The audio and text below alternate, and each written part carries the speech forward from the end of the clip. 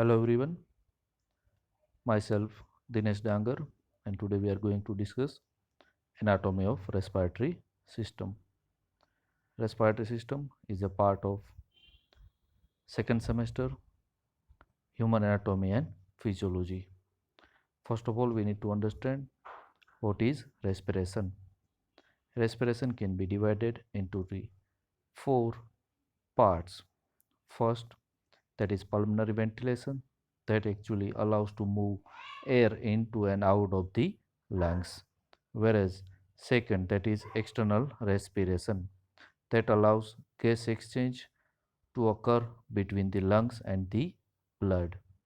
Third, that is transport of oxygen and carbon dioxide between the lungs and the tissues. Fourth, that is internal respiration. Internal respiration allows gas exchanges to occur between the systemic blood vessels and the tissues. Okay, while coming to the functional anatomy of the respiratory system, it includes nose, nasal cavity, pharynx, larynx, trachea, bronchi, smaller branches of bronchi, that is primary bronchioles, secondary bronchioles, and tertiary bronchioles, and third, that is our last portion, that is lungs and the alveoli, where exactly the air will dissolve.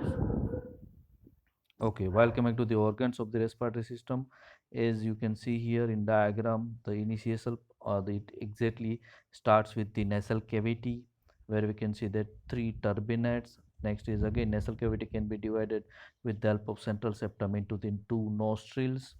Next is the nostrils will be continue to carry out pharynx, and that again pharynx will be divided into three portions, that is oropharynx, laryngopharynx, and the nasopharynx.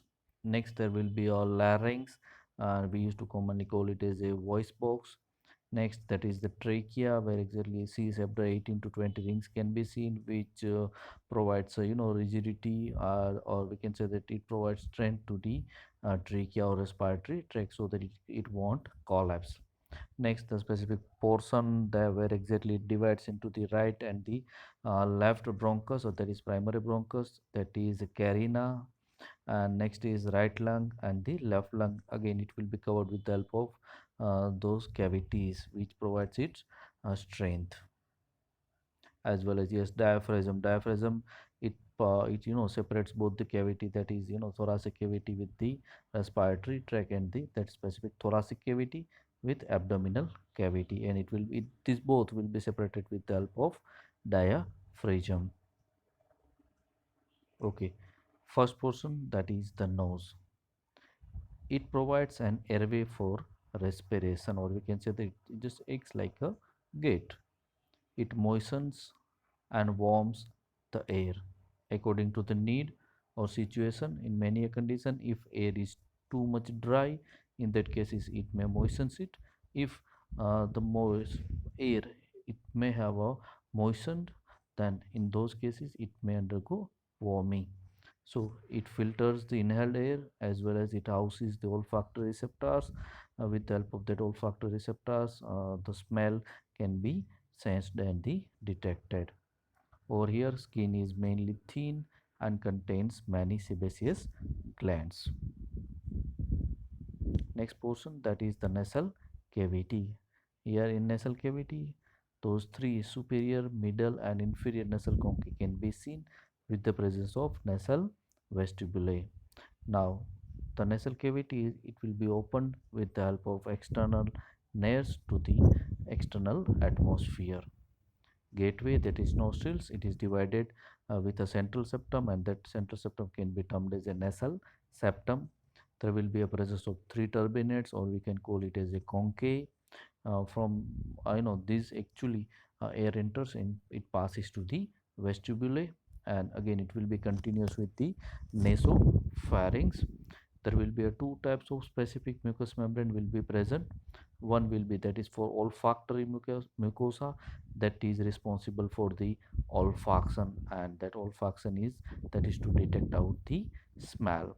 It will be present just near to the roof of the nasal cavity and houses the olfactory, that is smell receptors. Next one, that is respiratory mucosa, which lines the nasal cavity. There will be a presence of goblet cells within the epithelium. Underlying, there may be underlying a layer of lamina propria has glands that contribute to the mucous layer and blood vessels that warm the air. There will be a presence of cilia which move contaminated mucus posteriorly for the further removal. Next one, that is the pharynx. Now, pharynx is a funnel shaped pathway that is for air, right? It will be a junction between oral and the nasal cavity. As you can see in diagram, this is the funnel shaped passageway which allows to enter food as well as the air. It connects nasal cavity and the mouth. Again, according to their functions, that is what we can say, that their anatomy and physiology, we can divide it into three parts. Nasopharynx, that is just superior portion. Next is oropharynx, that is continuous with the oral cavity. The oropharynx, that is the region that is shared by both, that is digestive system as well as the respiratory system. Whereas third, that is laryngopharynx, it will be present between the hyoid bone and the esophagus. Next, the nasopharynx, the most superior one. So it is superior to the point where exactly food enters. So we can say that there is no direct contact between food and the nasopharynx.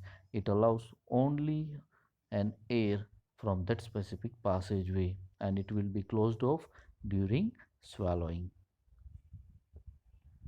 Next, the oropharynx. It is basically arc-like entranceway, or we can call it as a focus. See, oropharynx, oral cavity as well as pharynx, right?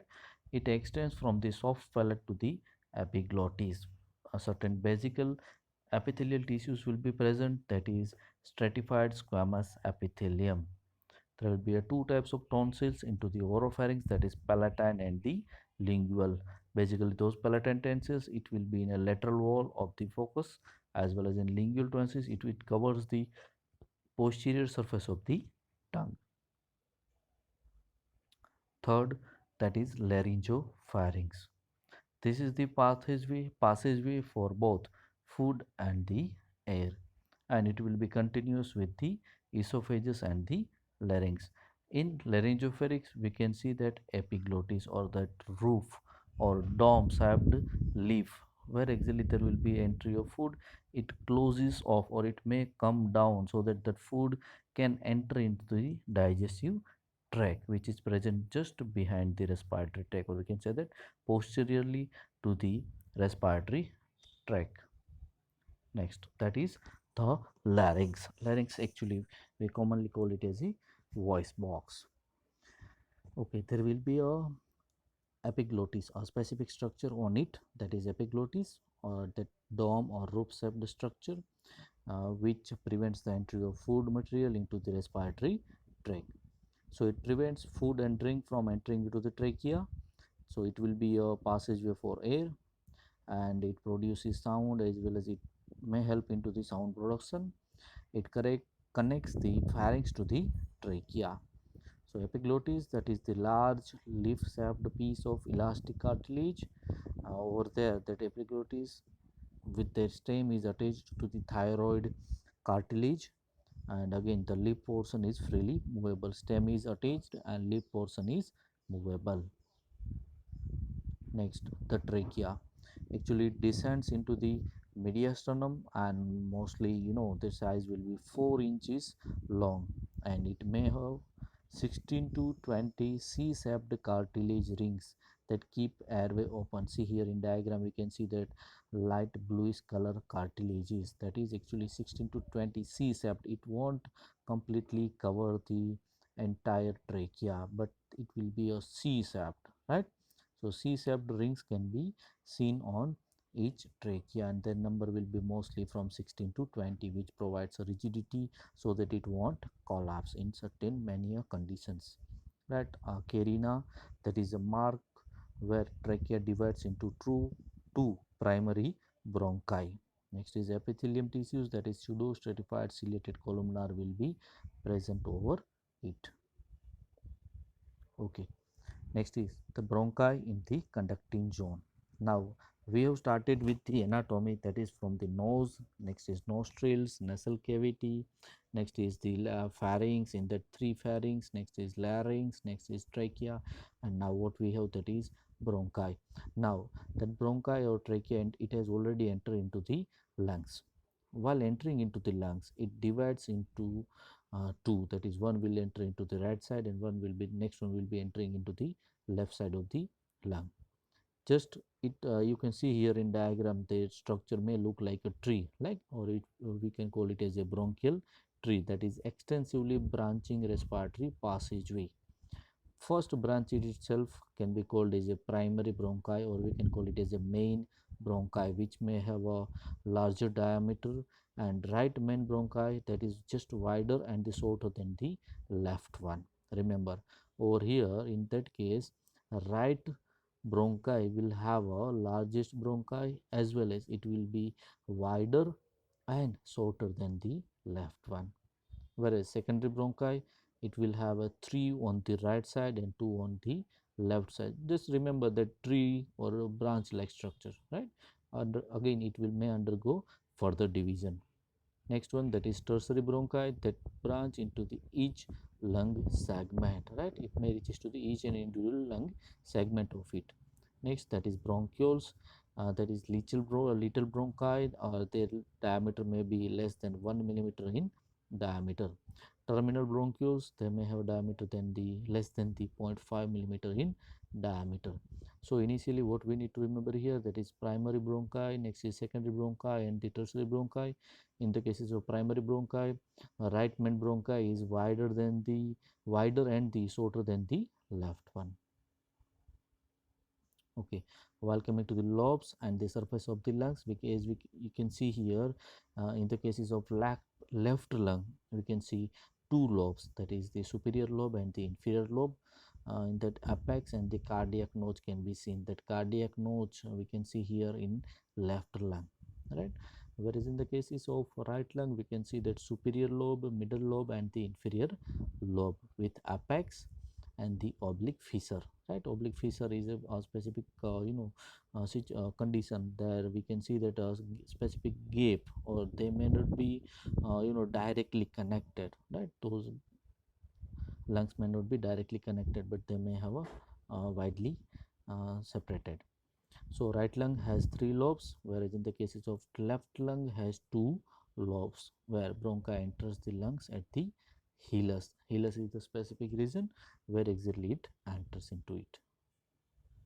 Okay, next, that is the pleura, actually a kind of protective mechanism which is available just in surrounding to the lungs. It is basically a doubled layered sac or a pouch like structure which surrounds each lung, right? There will be a specific two layers, parietal layer and the visceral pleura, parietal pleura and the visceral pleura. As you can see here in diagram, that reddish one, that reddish line, that is first, that is parietal pleura, right? That is directly attached with the diaphragm and the rib cage, whereas the visceral pleura, it is just near to the lungs. So pleural cavity, that is a potential space between the visceral and the parietal pleura. We can see that again a kind of lubrication, it may provides a lubrication. Pleura help divide the thoracic cavity into the central mediastinum and the two lateral pleural compartments. Okay, last portion, that is the structures of the respiratory zone. So it consists of air, that is exchanging, that is actually respiratory zones are the exact or the actual sites where exactly there will be exchanges of gases, that is oxygen and the carbon dioxide. Respiratory bronchioles, that is a branch from the terminal bronchioles that may leading to the alveoli duct, or we can call it as alveoli sac, right? So it has got terminal bronchi, respiratory bronchioles, next is alveoli and the alveoli duct. So this is the alveoli where exactly those alveoli will be we can see that it's surrounded by the arteries and veins and the actual site for the exchange of gases. So this is what I wanted to discuss with all of you, that is the anatomy of respiratory system, where it includes the nostrils, next is nasal cavity, next is the pharynx, next is larynx, next is trachea, and the lungs, as well as their inner parts. Okay, thank you very much.